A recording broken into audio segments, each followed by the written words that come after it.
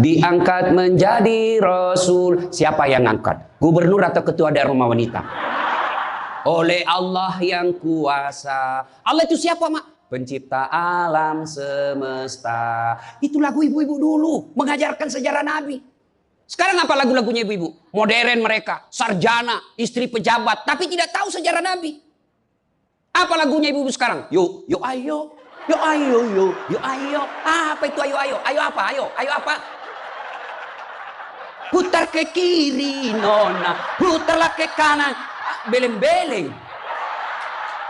Apa itu? Apa gunanya itu lagu-lagumu itu? Putar ke kiri, putar ke kanan. Apa? Katanya majelis taklim, tapi lagunya tidak mendidik. Sudah 3 tahun majelis taklim, seragamnya 4. Olahraga depannya lakinya orang. Dia di depan sebajunya sempit. Bapak-bapak di belakang. Di depan ibu-ibu 1. Bapak-bapak di belakang 2. Ini kelakuan majelis taklim ini begini. Ketawa ibu-ibu karena ibu begitu toh. Kalau 17-an apa lagu-lagu seperti itu. Mesti dari kecil sejarah Nabi kita ceritakan. Itu dulu ibu saya kepada saya. Sekarang kepada anak saya bikinkan lagu supaya dia tahu anak Nabi. Anak saya namanya Cek, saya ajari. Cek, nah nyanyi nak. Anak-anak Nabi ada 7 orang, 3 laki-laki, 4 perempuan. Pertama Qasim, Abdullah, Ibrahim, Zainab, Ruqayyah, Ummu Kalsum, Fatimah. Ibunya bernama Siti Aminah, ayahnya bernama Abdullah. Kakeknya bernama Abdul Muthalib, pamannya bernama Abu Thalib. Ibu baru tahu toh 7 anak Nabi? Ya. Berapa laki-laki? 3. Berapa perempuan? Anak pertama? Qasim.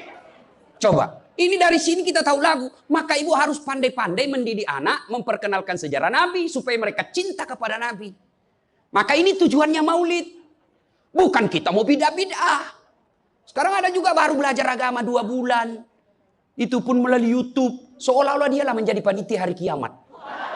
Ini maulid bid'ah. Tidak ada pada zaman Nabi. Tidak ada pada zaman sahabat. Pada tabi'in tidak ada semua itu. Saya bilang, bos, memang tidak ada pada zaman Nabi. Tidak ada pada zaman sahabat. Kenapa? Mereka hidup sesama dengan Nabi. Mereka lihat Nabi. Segar ikatan mereka soal Nabi. Mereka tahu sejarah Nabi. Jadi tidak perlu dituturkan.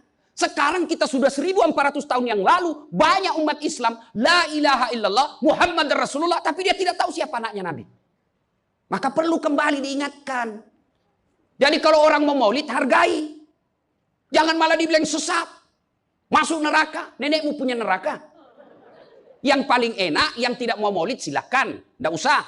Yang maulid silakan. Yang maulid ini jangan kau tuduh mereka sesat. Ayo kita saling memuliakan, menghargai sesama muslim. Ya, nih 1 maulid. Yang kedua, ibu-ibu, bagaimana kita maulid ini bisa menjadi bawa pulang, diamalkan. Apa yang diamalkan? Ayo kita sejarah kisah-kisah Nabi saja dulu. Ya, paling gampang sudah. Berapa istri Nabi? Berapa? Ini ibu biar tahu, enggak mau duga dia jawab ini. Berapa? 11. Coba lihat. Istri pertama namanya Khadijah. Tua berapa tahun? 15 tahun lebih senior dari Nabi. Sebelum menikah dengan Nabi, beliau paling kaya di Mekah. Paling kaya di Mekah. Menikah dengan siapa? Muhammad bin Abdullah. Pegawainya waktu itu, karyawannya. Lalu Khadijah selalu cerita kelebihan Muhammad kepada asistennya. Namanya Nafisah. Asistennya, dia selalu cerita. Ini Muhammad baik, jujur, kinerjanya bagus, disiplin, sopan ngomong. Nguntung juga baik. Nafisah paham. Oh, bunda ini senang sama Nabi. Muhammad waktu itu belum jadi Nabi. Akhirnya apa? Nafisah jadi tim sukses. Tapi bukan tim sukses pilkada. Disuruh bikin baleho 10, cuma 5 dia bikin. Hilang 5. Ya kan? Ini Nafisah datang kepada Muhammad. Muhammad, bagaimana kalau ada perempuan suka kamu? Alhamdulillah. Tapi ini perempuan lebih senior dari kamu. Tidak ada masalah. Lebih tua 15 tahun. Tidak ada masalah. Tapi dia sudah 2 kali janda. Tidak jadi masalah. Tapi dia bosmu. Tidak jadi masalah. Yang jadi masalah, benar tidak dia senang sama saya? Kata Nafisah, tenang mas bro, saya punya urusan. Jangan lagi cari dah hadis mas bro, ndak ada. Lalu datanglah Nafisah kepada Khadijah. Bunda, bagaimana menurut bunda kalau ada laki-laki senang bunda? Alhamdulillah, terbuka jodoh. Tapi ini lebih muda dari bunda, tidak jadi masalah. Lebih muda 15 tahun, tidak jadi masalah. Tapi dia anak buahnya, tidak jadi masalah. Yang jadi masalah, benar tidak dia sunat sama saya? Kata Nafisah, tenang bunda, saya punya urusan. Ini namanya tim sukses yang tidak mempermalukan kedua belah pihak. Coba kalau Nafisah mau memanfaatkan situasi. Maka dia datang kepada Muhammad. Muhammad, dia suka kau bos. Tenang aja, ambil semua hartanya. Dia terlalu senang sama kamu. Nafisah kan tidak. Berarti ibu-ibu, jaga perasaan orang. Jaga harga diri orang. Jangan permalukan orang. Meskipun ibu tahu ada aib dalam dirinya. Ini penyakitnya ibu-ibu. Apa? Tukang gosip. Ini. Duduk-duduk begini damai tapi gersang. Oh coba lihat siapa duluan pulang dia jadi berbicara. Jadi ini gini Pak Gubernur itu dia duduk-duduk itu. Dia enggak cerita tapi apa? Dia mulutnya enggak ngomong tapi bibirnya dong. Memang fitrahnya. Apa begitu orang sini? Bukan cuma di sini. Orang Amerika juga tukang gosip perempuannya. Fitrahnya. Maka Nabi katakan kalau perempuan mau selamat, jaga mulutnya, aman dia masuk surga. Cuma kan gampang sekali kita gosip. Lewat teman kita. Apa? Nggak serasi kudungnya sama roknya. Dia bilang iya.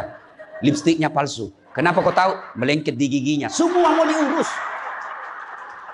Iya kan? Ini penyakit kita. Semua mau diurus. Ustadz aja dia gosip. Itu juga bajunya waktu di YouTube. Saya dengar tadi dilewat. Saya dengar. Itu juga bajunya waktu di YouTube. Astagfirullah. Inilah penyakit ibu-ibu. Ibu. Mau gampang masuk surga? Ketika Nabi Isra Mi'raj kan dibawa jalan-jalan masuk surga. Subhanallah. Alhamdulillah. Banyak perempuan dalam surga. Begitu Nabi dibawa lihat neraka. Nauzubillah min zalik. Ya Allah ampuni hambamu. Ya Allah ampuni umatku. Ya Allah. Kenapa? Perempuan ternyata lebih banyak dalam neraka.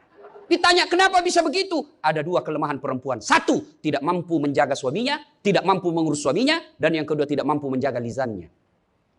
Jadi kalau ibu mampu menjaga lisan, aman. Itulah gunanya masker. Supaya ibu semua mau diurusin. Iya kan penyakit kita. Ya, Bu.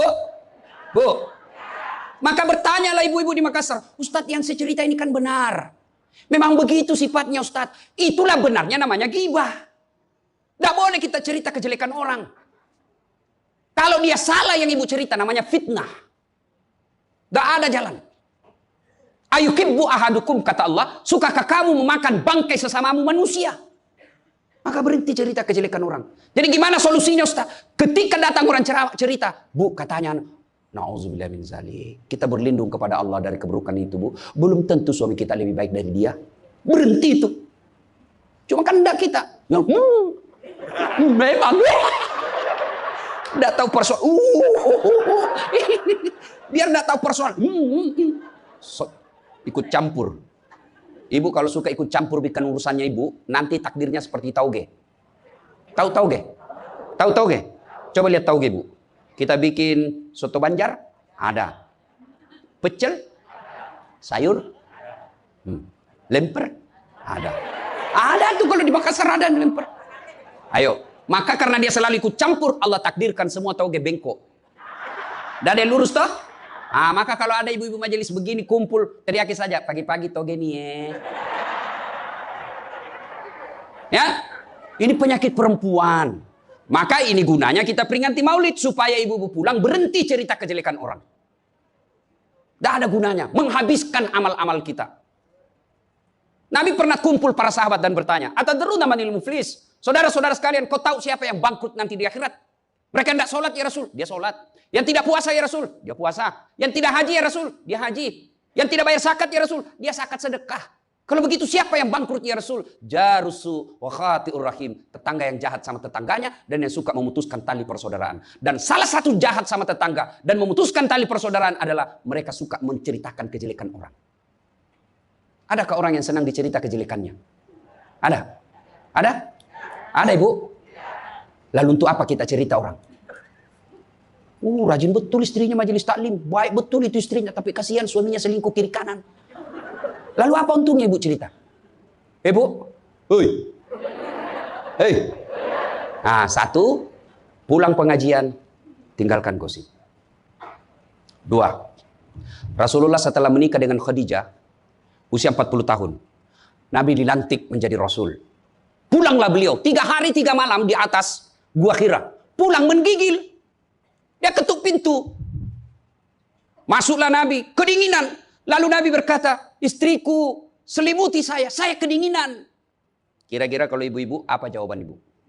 3 hari 3 malam suami tidak ada kabar. Di WhatsApp tidak dibaca. Di telepon di reject. Tiba-tiba datang kedinginan, Bu. Selimuti saya, Bu. Apa jawaban ibu? Apa ibu selimuti? Enggak, diinterogasinya suaminya. Mana HP-mu? Dari mana kau ini kedinginan? Iya toh? Tapi Khadijah tidak. Khadijah tidak pernah sangka buruk kepada suaminya. Apa kata Khadijah? Sami'na wa ata'na. Hikmah yang kedua buat ibu-ibu, sangka baiklah kepada suami. Demi Allah, tidak ada kebahagiaan rumah tangga yang dipenuhi dengan sangka buruk. Ibu mau bahagia dengan suami? Mau? Hilangkan sakwa sangka, hilangkan sangka buruk. Telepon suami tidak dijawab pagi-pagi, sangka baik. Oh, berarti suami saya lagi sholat duha. 1 jam kemudian ditelepon, belum dijawab juga. Oh, berarti suamiku lagi meeting dengan gubernur. Telepon lagi siang-siang tidak jawab. Oh, berarti suamiku lagi sholat berjamaah di masjid. Sore ditelepon tidak dijawab-jawab. Oh, berarti suamiku dia lupa handphonenya. Tiba-tiba sore masuk WhatsApp teman kita. Saya lihat suamimu bonceng cewek, cantik betul. Oh, berarti suami saya lagi nge-grab. Tenang perasaan. Ibu-ibu, demi Allah, tidak ada kebahagiaan orang yang selalu sangka buruk. Suami enak-enak kerja, hanya tidak dijawab telepon, ibu tidak bisa tenang di rumah. Sangka baik. Orang yang sangka baik, rumah tangganya pasti tidak bisa bahagia. Saya kasih contoh. Kasih contoh ibu. Suami istri 7 tahun tidak punya anak. Di tahun ke-8 dia pergi ke ahli kandungan. Periksa istrinya. Wih, alhamdulillah kata dokter, ibu sudah terlambat 2 bulan. Senang betul. Dia teleponlah suaminya. Pak, alhamdulillah hasil pemeriksaan saya sudah terlambat 2 bulan. Tapi Pak, jangan cerita-cerita dulu ya. Malu kita nanti kalau tidak jadi lagi. Oke Bu, ini rahasia berdua. Jangan cerita ke siapa-siapa. Setuju Bu ya? Setuju Pak. Oke. Beberapa hari kemudian datang petugas PLN. Assalamualaikum. Kata ibunya, waalaikumsalam. Siapa ya? Saya Bu, saya siapa? Petugas PLN. Oh kenapa Pak? Ibu terlambat 2 bulan. Wih. Kenapa dia bisa tahu saya terlambat 2 bulan? Wah, dia mulai curiga sama suaminya. Pasti kelakuannya lagi nih si gendut ini. Kan suaminya gendut. Pasti kelakuannya ini si gendut ini. Pulang suaminya capek, di jalan macet, kehujanan, baru buka pintu. Memang kau pembohong gendut. Apalagi ini pembohong. Orang capek, pembohong gendut. Apa? Kenapa itu PLN tahu saya terlambat 2 bulan? Pasti kau yang cerita. Bukan saya. Kenapa? Wah, suaminya juga marah digendut-gendutin. Dia datang ke PLN. Ada apa kau tahu-tahu istriku terlambat 2 bulan? Dia bilang ini ada catatannya Pak. Kau hapus ini. Ya boleh Pak, tapi Bapak bayar dulu. Kalau saya tidak mau bayar, ya terpaksa punyanya Bapak diputus. Kalau punya aku diputus, apa dia pakai istri saya di rumah? Dia terpaksa pakai lilin. Inilah bahayanya sangka buruk. Bu. Loh Ibu. Bu. Salatullah salamullah ala toha Rasulillah. Salatullah salamullah ala Yasin Habibillah. Oleh-oleh kedua pulang maulid, hilangkan sangka buruk. Tidak ada kebahagiaan orang sangka buruk. Begitu juga kepada pimpinan kita. Kok saya dimutasi? Sangka baik. Saya tadinya kok kepala dinas menjadi staf ahli. Berarti Bapak dianggap ahli. Ini staf ahli kan enak. Ahli yang tidak ada stafnya. Sangka baik. Oh berarti Pak Gubernur merasa saya perlu istirahat, banyak berpikir. Sangka baik. Jangan pernah sangka buruk. Tidak ada kebahagiaan orang yang sangka buruk. Sangka baik. Saya dalam hidup saya, betapa banyak Allah kasih pelajaran, saya baru tahu maksud Allah yang baik setelah beberapa saat berlalu. Begitu ada kejadian, sangka baik saja, tunggu akan muncul, oh ini maknanya ini. Tamat SMA kan saya daftar polisi bu, tentara, akabri. Begitu tes fisik, tidak lulus. Kenapa? Ceper. Tidak cukup tinggiku bu. Saya protes kepada Allah, ya Allah kenapa kau lahirkan saya dalam keadaan pendek? Kau tidak jadi rugi jadi Tuhan kalau saya jadi tentara. Teman saya lulus waktu itu bu. Dia sekarang polisi 2 bunga, reserse, baret merah. Saya lulus pakai baret putih. Alhamdulillah jadi ustadz. Alhamdulillah karena baret putih saya pakai, mulai baret hiram sampai baret merah, saya ceramai semua. Saya yang terbaik. Gubernur sebelumnya, kepala dinas, tiba-tiba kita tidak ada jabatan, sangka baik. Itulah hidup. Jangan pernah sangka buruk. Begitu juga kepada suami. Sangka baik. Tidak ada ketentraman bagi rumah tangga yang selalu disertai sangka buruk. Dan ibu enaknya jadi istri karena ibu tidak tanggung dosanya suami. Saya bilang sama istri saya, mama nyece. Kan ibu-ibu sekarang suka sekali periksa handphone. Untuk apa periksa handphonenya suami ibu? Coba jelaskan saya, untuk apa? Ayo yang suka periksa handphonenya suami ini. Untuk apa ibu? Hah? Setelah tahu ibu mau apa? Ternyata besok-besok ada masalah yang tidak menyenangkan hatimu, apa yang kamu lakukan? Mau diceraikan, saya ceraikan kamu. Daripada kau menderita mendampingi saya, sudah, kita selesaikan baik-baik. Dan kau tidak mungkin. Kuceraikan kau pagi, sore saya sudah dapat. Nah sekarang apa maumu? Sakit hati aja. Ayo. Dan hebatnya perempuan Islam, kalian tidak menanggung dosanya suami. Kalian tidak akan menanggung dosa suami. Ya, beda kalau laki-laki. Kalau laki-laki, dosa istri kita tanggung. Kalau suami menanggung dosa istri tidak pakai jilbab, istri tidak sholat, istri tidak puasa, istri tukang gosip, istri suka keluyuran, suaminya ditanggung dosanya nanti. Ku ampusakum wa ahlikum nar. Beda istri, suami pezina, suami koruptor, suami narkoba, suami penjudi, suami tukang tipu, ibu tidak tanggung dosanya suami. Itulah enaknya jadi perempuan Islam. Bahkan kalau dia sholat, dia puasa Ramadan, dia jaga harga dirinya, dia patuhi suaminya, kata Nabi tadahulul jannati bisalam, silahkan ibu mau masuk pintu surga mana saja. Makanya sangka baik saja, tidak usah sangka buruk. Ada ibu-ibu curhat sama saya tengah malam, Ustaz, mohon solusinya Ustaz, saya sudah tidak tahan. Kenapa ibu? Saya sudah tidak tahan. Saya minta solusinya Ustaz, saya sudah tidak tahan. Memang kenapa? Saya ini sudah 21 tahun menikah Ustaz, tidak tahan. Saya bilang dalam hati, 21 tahun tidak tahan. Inilah kadang-kala ibu-ibu kalau ngomong tidak masuk di akal. Ya memang Allah fitrahkan itu manusia, laki-laki itu lebih banyak akalnya, perempuan lebih banyak perasaannya. Maka kalau perempuan ngomel, dengar saja Pak, tidak usah dijelaskan apa dia mau. Dengar aja, karena memang dia cuma mau didengar. Dengar aja, dengar aja, dengar. Tapi tidak tahan saya Ustaz, ya tidur. Rumus menghadapi perempuan itu, ilmu paling efektif, sabar. Tidak ada sudah kalah itu ilmu sabar. Diam, tidak usah dijelaskan. Biar dijelaskan, tidak masuk di akalnya. Apalagi kalau dia sudah bilang, pokoknya. sudah Pak, lebih diam aja. Pokoknya, sudahlah. Dijelaskan 1, muncul pertanyaan 2. Dijelaskan tuntas yang 2, muncul lagi pertanyaan 3. Sudah tuntas semuanya, dia ungkap lagi yang 5 tahun yang lalu. Itulah perempuan. Iya ibu toh? Maka dengarkan saja. Ada saatnya nanti dia bilang, baru dia sadar itu. Iya sebenarnya itu saya emosi aja itu hari Pak. Begitulah perempuan. Dihadapinya jangan emosi. Saya sudah tidak tahan Ustaz. Kenapa? Sudah 21 tahun. Tidak cocok saya Ustaz. Saya bilang ibu tahu tidak baut? Tahu Ustaz. Apa pasangannya baut ibu? Mur. Sama enggak? Sama modelnya? Sama bentuknya? Beda. Justru perbedaannya yang membuat dia kokoh. Berarti rumah tangga tidak akan pernah kokoh kalau mau menyamakan. Yang kokoh adalah ketika dia mau saling menerima kekurangan dan kelebihan. Itu pasti kokoh. Mana mau cocok jenis kelamin aja kita tidak sama. Iya.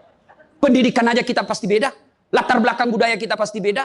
Maka yang membedakan itulah kalau kita kelola dengan baik dalam rumah tangga. Dengan faktor utamanya sangka baik. Insya Allah bahagia rumah tangga. Ya, sangka baik. Tuh Khadijah tidak pernah sangka buruk sama suaminya. Khadijah ketika beliau sakaratil maut. usia 65. Beliau sakit. Dan baju yang beliau pakai sudah 8 kali tambal. Tahu tambal, Ibu? Itu tambal ke-8-nya 1 sampai 7, Nabi masih menambalnya pakai apa? Masih pakai kain. Di tambalan ke-8 beliau pakai pelepah daun kurma. Kenapa? Habis kainnya Nabi. Padahal sebelum nikah beliau orang kaya. Lalu beliau panggil anaknya, Fatimah, ta'al. Fatimah ke sini dulu, nak. Kenapa, Bunda? Tolong kau mintakan serbannya bapakmu. Ada serban yang selalu dia pakai, bapakmu itu terima wahyu. Tolong sampaikan ke beliau, saya minta untuk saya jadikan kain kafan. Mudah-mudahan serban itu Allah hindarkan saya dari azab kubur. Mendengar ini, Fatimah berkata, Bunda aja yang minta sama bapak.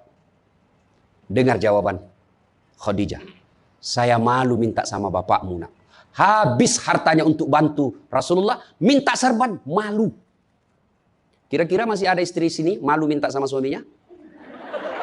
Pak Gubernur masih ada kira-kira malu minta sama suami? Bukan diminta, dicuri. Ayo, itulah Khadijah. Maka jangan heran Khadijah meskipun sudah wafat, beliau tidur bersama Aisyah. Beliau tidur bersama Aisyah. Tapi siapa yang dikenangnya? Khadijah. Rasulullah hanya berkata, seolah-olah saya mendengar trompa kakinya Khadijah. Seolah ada Khadijah dalam rumah kita. Aisyah cemburu. Ya Rasulullah, ada apa sih kelebihan Khadijah? Khadijah sudah wafat. Kau nikahi 2 kali janda. Lebih tua dari kamu. Kenapa Khadijah terus? Dengar jawaban Nabi. Kau tidak pernah mampu mengimbangkan, menyandingkan, atau menyamakan dirimu dengan Khadijah. Ketika tidak ada orang percaya kepadaku, Khadijah orang pertama yang percaya kerasulanku. Ketika orang memboikot saya tidak boleh bertransaksi ekonomi kepada Muhammad, hartanya habis untuk membantu perjuangan dakwah. Maka jangan heran Rasulullah sangat mencintai Khadijah. Jadi kalau ibu mau dicintai suami lahir batin, jadilah seperti Khadijah. Bukan karena cantiknya, bukan karena kayanya, tapi kebersihan hatinya Khadijah. Kita itu laki-laki kan tergantung perempuannya. Kalau perempuannya baik, akhlaknya baik, tidak mungkin tergoda suami. Ibu mau? Suami tidak macam-macam mikirnya. 3 aja resepnya. Pegang ini, kau kuasai suamimu. 1, buat matanya senang. Artinya apa? Ibu penampilan cantiklah di depan suami. Kalau suami senang selalu pakai baju merah, pakai itu baju merah tiap hari. Kalau suami senang warna-warna emas, pakailah itu tiap hari ya. Tapi saya tidak senang warna begini, Ustaz. Bukan untuk ibu, tapi untuk menyenangkan suami. Dandannya seorang istri, menyenangkan hati suami, itu ibadah buat seorang wanita. Yang kedua, buat perutnya senang. Bagaimana caranya? Bikinlah masakan kesenangan suami. Kalau tidak bisa tiap minggu, sekali sebulan. Ketika terima gajinya suami, terima honornya suami, ya WhatsApp suami, SMS suami, telepon suami. Bang, jangan makan di luar hari ini. Hari ini saya masak spesial buat abang. Masakan kesenangan saya sudah siapkan di rumah, bang. Aman, bang, jangan makan di luar. Ini hari spesial buat abang. Senang kita jadi suami. Itu saya kalau terima SMS WhatsApp begitu, mamanya cek di rumah, dia goreng-goreng, baru dia kirim. Rasanya kita mau cepat pulang. Ibu pernah WhatsApp suaminya begitu? Paling di WhatsApp, bang, jangan lupa singgah beli telur. Bang, habis gas.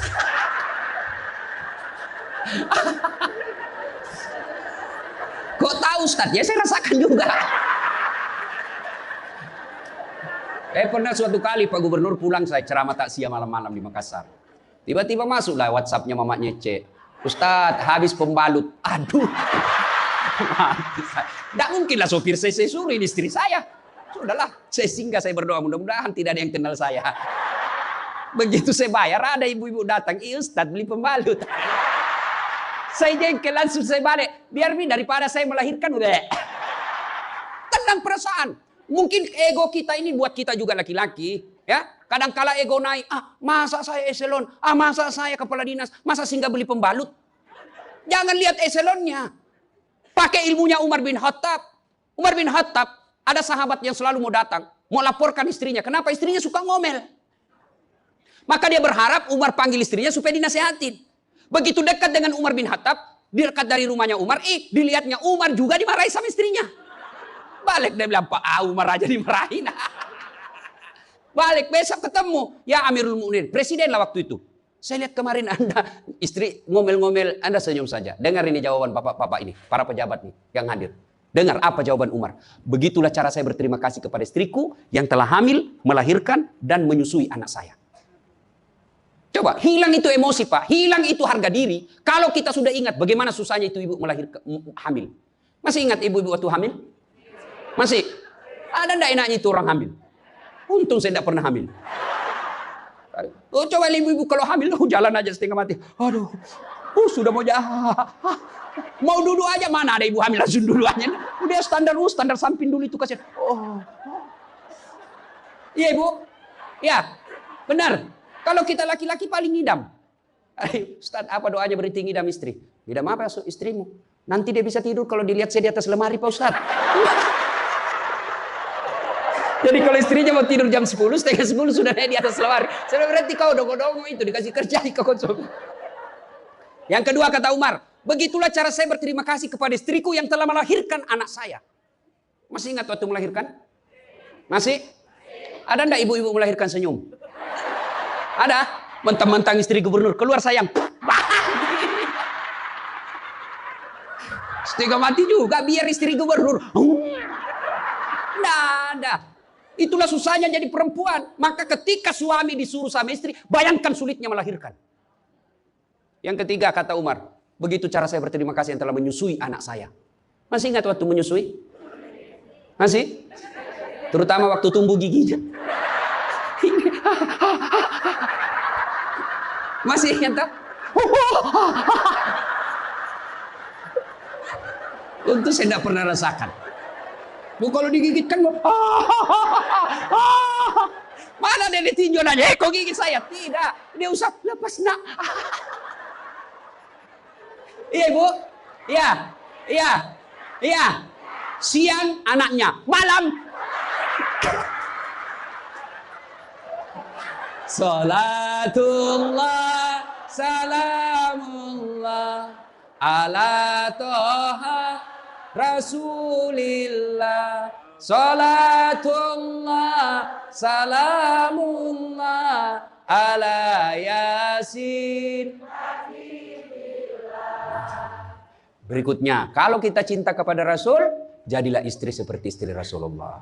Nah, tentu bertanya kita, itu bapak-bapak mau punya istri seperti istri Rasul? Pak Gubernur pasti mau. Kita punya mau istri seperti Khadijah. Tapi pertanyaannya, sudahkah kita seperti Rasulullah? Tenang ibu-ibu, saya bela ibu-ibu hari ini. Tenang. Nah, kita mau seperti Khadijah, tapi kelakuan kita seperti Abu Jahal. Pembohong kiri kanan. Suami istri minta duit tidak pernah ada. Benar tidak ada, habis biar baunya tidak ada lagi. Giliran selingkuhannya minta, gampang deh, tunggu aja 5 menit. Ya, Rasulullah coba begitu memuliakan istri, beliau tidak pernah kusam rambutnya di depan istrinya. Coba itu, buka itu Barasanji sejarahnya. Rasulullah beliau yang bersihkan tempat tidurnya. Beliau yang tambal bajunya ketika robek. Beliau sediakan sarapan. Itu Rasul, manusia pilihan. Namanya selalu digandengkan dengan namanya Allah. Tidak malu, bahkan rela ikhlas membantu pekerjaan rumah tangga istrinya. Untuk meringankan kerjaan istri. Kita baru Satpol PP. Satpol PP. Apa Satpol PP? Polisi setengah. Baru pegawai honor, macam-macam ceritanya. Tidak ada kehinaan bagi laki-laki yang memuliakan istrinya. Tidak ada kehinaan suami yang membantu pekerjaan istrinya. Rasulullah mencontohkan itu. Beliau kalau keluar rumah sudah ada sisir. Masuk ke kamar rapi baru keluar. Kita sudah habis pisang gorengnya 4 masih berantakan rambut. Begitu istrinya katakan, bang, baik-baik itu rambutmu apa? Kenapa kau urus rambutku? Rambutmu kau urus. Itulah Rasulullah. Rasulullah subhanallah, dari 11 istri beliau tidak ada satupun yang dipanggil namanya. Beliau tidak pernah memanggil Khadijah. Beliau tidak pernah memanggil Aisyah. Aisyah beliau panggil apa? Ya Humairah. Yang kemerah-merahan pipinya. Karena memang Siti Aisyah merah di 5 pipinya. Maka bapak-bapak Pak Kak di sini, Pak Karo, panggillah istri kita dengan panggilan kasih sayang. Wahai istriku yang termancung hidungnya di lorong 3. Memang tidak mancung hidungnya Ustaz. Ya giginya lah kau lihat. Justru giginya mancung Ustaz. Ya terlalu jujur. Mentang-mentang istri kita hitam panggil hitam. Apa kata istri kita? Apa PC? Masa suami istri? Katanya Islam ini agama yang paling paripurna. Kok kita saling PC hitam? Ya, Rasulullah, beliau kalau minum bersama istri beliau, kalau beliau minum, gini. Bismillahirrahmanirrahim. Hebatnya Rasul, kalau beliau minum, satu teguk dikasih lagi istrinya. Minum lagi. Kasih lagi istrinya. Hebatnya, bekas bibirnya Aisyah, itu yang diminum oleh Rasulullah. Bekas bibirnya Aisyah. Masya Allah. Coba kalau kita pakai hadis. Istri, bekas bibir istri. Bau betul mulutmu. Maka kalau ibu bapak mencontoh Rasulullah, maka rumah tangga pasti bahagia. Dia bukan cuma surga akhirat menunggunya. Di dunia dia sudah dapatkan surga. Nggak usah ikut parenting. Quality time. Apa itu? Belajar saja sama diri Rasulullah. Kita ini sudah miskin di dunia. Rumah tangga kita kadang-kadang ngontrak-ngontrak. Tidak tahu lagi kewajiban istri kepada suami. Suami tidak tahu kewajiban kepada istri. Maka di dunia dia susah sanggara. Di akhirat apalagi nanti. Maka kalau kita tidak bisa dapatkan kekayaan surga di dunia dengan harta, maka dapatkan kebahagiaan itu dengan memperbaiki hati dalam rumah tangga. Suami tahu kewajiban kepada istri, istri pun melaksanakan tugasnya kepada suaminya. Itu Rasulullah. Rasulullah subhanallah, manusia mulia tidak pernah menghina istrinya. Maka jadilah suami seperti Rasulullah Muhammad SAW. Ibu bapak saudara-saudara sekalian, suatu kali Umar bin Khattab menangis. Tiba-tiba ketawa lagi. Menangis lagi. Datanglah sahabat bertanya. Wahai Umar, kok sudah gila apa? Umar waktu itu sudah jadi presiden. Beliau katakan, bagaimana saya tidak ketawa?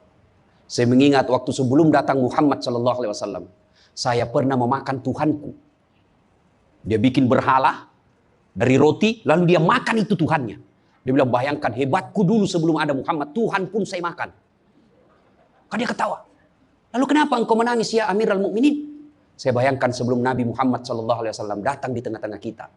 Saya pernah mengambil anakku yang masih orok, merah, saya rebut dari istriku, lalu saya bawa ke belakang rumah, saya gali pasir, saya tanam sendiri anak perempuanku itu, lalu saya timbun, saya lompat-lompat di atasnya karena saya anggap ini perempuan anak pembawa sial. Begitu zaman jahiliyah. Alhamdulillah setelah ada Muhammad, mampu melahirkan kita seperti sekarang ini. Bisa membedakan yang hak dan yang batil. Berarti Rasulullah dikenang kehebatannya karena berhasil memimpin, mengarahkan umatnya dari jahiliyah menjadi seperti yang kita nikmati sekarang ini.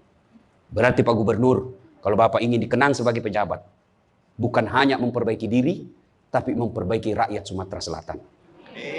Dan Alhamdulillah saya senang sekali mendapat berita Bapak punya program yang sangat memuliakan kebaikan. Bukan Islam, kebaikan. Satu desa, satu rumah tahfiz. Meskipun Bapak sudah tidak menjabat sebagai gubernur, selama rumah tahfiz itu dimanfaatkan, maka itu akan menjadi amal kebaikan. Dunia sampai di akhirat. Tapi percayalah, tidak mungkin Pak Gubernur hebat tanpa didukung sama istri. Tidak mungkin. Ini istri tidak kelihatan perannya, tapi menentukan SK. Benar. Biar Pak Gubernur senang sama Bapak, kalau istri Pak Gubernur tidak senang, berpengaruh itu tanda tangan. Iya memang sudah itu begitu yang namanya kehidupan manusia. Saya juga tidak bisa hebat ceramah begini kalau istri saya tidak mendukung. Saya mau bikin naskah, digangguinya saya. Bikin sama bapakmu, cepat kau ambil itu. Nangis anak, mana bisa kita bikin naskah? Begitu kita mau ceramah, dia curi kita punya naskah. Apa? Mana bisa? Allah Subhanahu Wa Taala berfirman, mana sudah ini? Mana naskah kita? Maka yang terpenting kembali dalam Maulid kali ini, mari jadikan rumah tangga kita sebagai pintu sorga, meraih sorga yang sebenarnya. Jangan berpikir di dunia tidak ada sorga. Kita kan selalu berdoa, fid dunya hasanah, wa fil akhirati hasanah. Selamat di dunia, selamat di akhirat. Apa itu fid dunya hasanah? Menurut para ahli tafsir Al-Quran, hasanah di dunia itu, sorganya dunia itu mengandung 4 komponen. 1, punya pasangan yang baik. Jadi kalau istri bagus agamanya, suami bagus agamanya, suami bagus akhlaknya, istri bagus akhlaknya, sudah 1 komponen surga didapat. Yang kedua, punya anak yang soleh dan soleha. Tidak ada gunanya pangkat jabatan kalau anak kurang ajar. Ibu-ibu nih, kalau ibu meninggal siapa yang doakan? Hah? Suami. Tidak bakal, dia kawin lagi. Siapa yang doakan? Anak. Maka keberhasilan ibu, saya setuju dengan pernyataan Pak Gubernur. Kalau mau hebat ini provinsi kita, ibu-ibunya harus menjadi pesantren pertama. Sayang, seribu sayang, ibu-ibu sekarang banyak yang gagal mendidik anak. Dihormati di luar, dimuliakan di kantor, sampai di rumah dimaki-maki sama anaknya. Itu siapa yang gagal? Ibunya. Kita kadang kala bahagia, hebat kalau anak kita pintar bahasa Inggris. Hebat anaknya Ustadz, pintar bahasa Inggris. Apa hebatnya? Banyak yang bisa begitu. Masa banyak Ustadz? Ya sudahlah, ke Inggris lihat itu anak-anak di sana. Anak-anak di sana semua pakai bahasa Inggris, Bu. Memangnya kalau ibu nanti meninggal, anak berdoa pakai bahasa Inggris? Oh my God. Please help me my mother. Enggak. Pasti pakai bahasa Pado. Kepado, lindungi lo. Pasti. Ya. Maka ibu-ibu didik anak. Yang ketiga komponen punya surga dunia, apa itu? Punya harta yang bermanfaat, bukan harta yang banyak. Mana harta yang bermanfaat? Harta yang banyak digunakan orang lain menjadi amal soleh, amal jariah. Bu-ibu nih, yang punya emas berlian, cincin. Ayo ibu, kalau ibu meninggal siapa yang punya itu? Hah? Siapa? Anak, istri kedua. Bukan anak, istri kedua yang pakai. Maka sedekahlah sebelum tiba saatnya.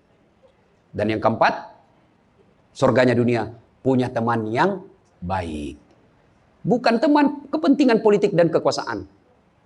Teman yang baik itu meskipun kita sudah pensiun masih baik sama kita. Meskipun kita sudah miskin masih baik sama kita. Itulah teman yang baik. Dan nerakanya dunia ketika kita punya jabatan, banyak teman kita, pas kita hilang jabatan, semua menjauh dari kita. Itu nerakanya dunia. Nah ibu bapak saudara-saudara sekalian, mari mewujudkan ini melalui maulid. Maulid ini tidak ada guna kalau kita pulang tidak diamalkan. Minimal amalkan dengan menjadi suami yang baik dan istri yang baik. Terakhir, kalau kita mencintai Rasulullah maka kita ikuti sunnah-sunnahnya. Apa sunnah? Yang gampang-gampang, tidak usah berat-berat. Mulai hari ini, oleh-oleh khusus ibu, kapan dan dimanapun selalu ada wudhu.